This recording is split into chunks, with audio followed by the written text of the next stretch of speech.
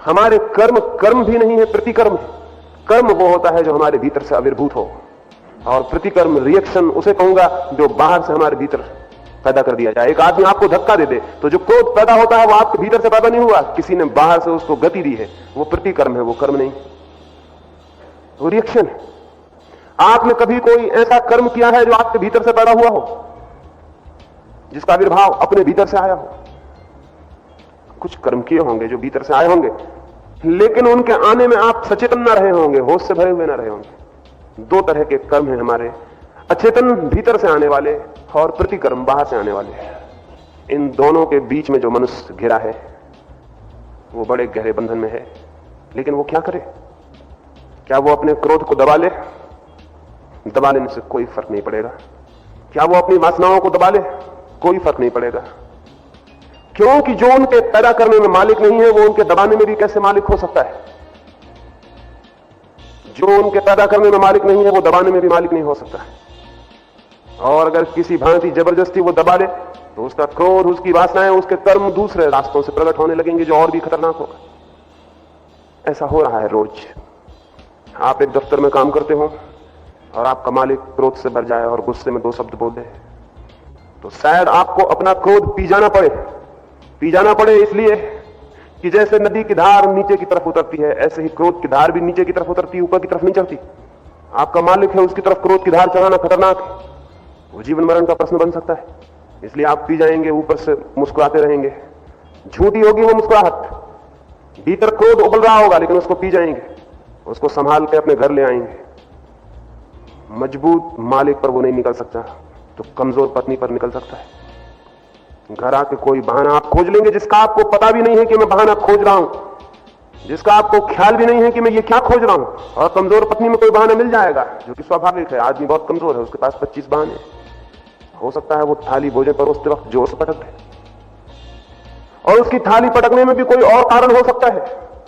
हो सकता है कि उसके पड़ोसन में उससे कुछ शब्द कहे हो जो उसके भीतर क्रोध को दबा गई हो, और थाली इसलिए जोर से गिरे क्योंकि वो क्रोध भीतर धक्के दे रहा है, कुछ करने को, कुछ तोड़ने को, कुछ फोड़ने को। हो सकता है भोजन में वो नमक डालना भूल जाए, और वो भूलने भी हो सकता है कि इस कारण हो कि कल रात आपने उससे जो शब्द कहे थे वो इतने कड़वे थे कि आज मीठा भोजन देना आपका उसका चित्त राजी नहीं है। वो भूलना भी बिल्कुल अचेतन हो सकता है, उसे ख्याल भी ना हो कि वो भूल गई। और आप घर जाएं और कोई बहाना खोज के अपनी पत्नी पर टूट पड़ेंगे, और आपको ऐसा लगेगा कि बिल्कुल जायज, बिल्कुल जस्टिफाइड है मेरा क्रोध, पत्नी ने गलती की है।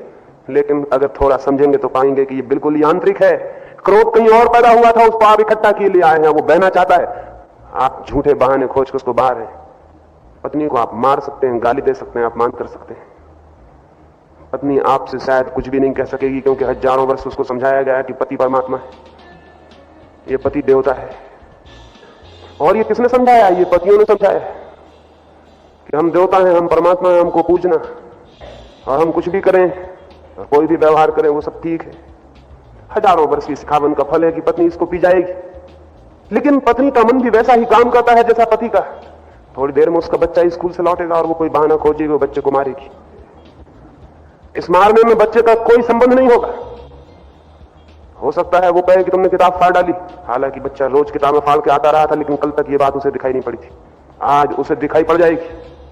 हो सकता है वो कहे कि कपड़े तुम गंदे करके आ गए हो, हालांकि बच्चा रोज स्कूल से कपड़े गंदे करके आता रहा था, लेकिन इस पर कभी उसकी नजर न गई थी, आज नजर निश्चित चली जाएगी। आज वो कारण खोज रही, उसके भीतर इकट्ठा है क्रोध जो बहना चाहता है, मशीन की तरह उसके भीतर कोई वेग है जो बहना चाहता है।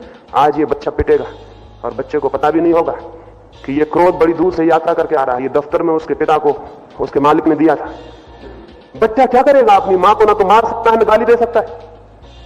शायद वो अपनी गुड़िया की टांग तोड़ डाले, शायद वो अपने खिलौने को तोड़ दे, या हो सकता है अपने बस्ते को पटक के स्लेट फोड़ डाले। जहां उसकी ताकत चल सकेगी वहां वो अपने क्रोध को बहा देगा। ऐसा सारा यांत्रिक जीवन है हमारे चित्त का, और ये सारा यांत्रिक जीवन इसलिए यांत्रिक बना हुआ है कि हम इस बात को देखने की भी हिम्मत नहीं करते कि बिल्कुल मशीन जैसा व्यवहार है, बल्कि इस व्यवहार को हम रोज रोज न्याययुक्त ठहराकर ऐसा एहसास करने लगते हैं कि जो मैं कर रहा हूं बिल्कुल ठीक कर रहा हूं, और मैं कर रहा हूं, ये दोनों बातें झूठ है। न तो मैं कर रहा हूं, और ठीक करना तो बहुत दूर का सपना है, क्योंकि जिस बात का करने का मैं मालिक ही नहीं हूं, उसे ठीक करने का तो कोई सवाल भी नहीं उठता है। ये सब हो रहा है। ये क्रोध की तो मैंने एक बात कही, हमारे जीवन की सारी वृत्तियां ऐसी ही यांत्रिक हैं।